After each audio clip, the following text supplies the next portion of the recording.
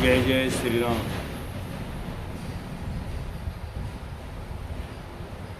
एक शहर में एक राजा रहा करता था। वो राजा बड़ा घमंडी था। यदि किसी के ब्याह शादी या कोई शुभ कार्य का कोई निमंत्रण राजा को देता था तो राजा अपने मंत्री के द्वारा उसके यहाँ जूता एक भेज देता था। ऐसे संपूर्ण राज्य में उसका व्यवहार सबके साथ एक जैसा रहा। एक दिन क्या हुआ कि राजा की बेटी की शादी थी।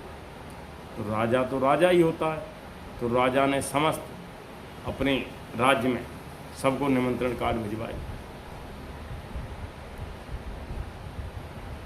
तो मेरी बेटी की शादी है, आप सबका निमंत्रण। तो जब राजा किसी के में नहीं जाता था, उसने सोचा होगा कि मैं तो राजा हूँ, मेरे सब लोग आएंगे।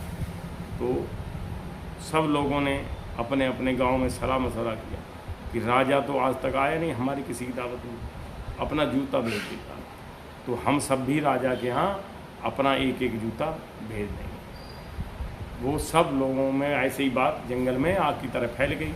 तो सब लोगों ने जिस दिन बेटी की शादी का दिन था उस दिन सब लोगों ने एक एक जूता राजा के दरबार में भेज दिया। हुआ क्या, वहाँ जूतों का ढेर लग गया।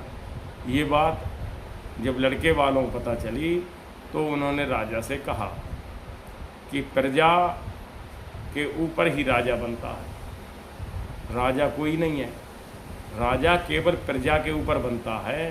प्रजा जिसको चाहती है उसे राजा बना देती है। तुमने अपनी गरिमा को नहीं बनाए रखा, तुमने अपनी गरिमा का अपमान किया है, तो लोगों ने तुम्हारा भी इसी तरीके से अपमान किया है कि तुमने दूसरों की ब्याह शादी में निमंत्रण में अपना जूता भेजा, वैसे ही लोगों ने भी तुम्हारे निमंत्रण में तुम्हारे लिए बदला भेजा, यानी जूते के बदले में जूता भेजा।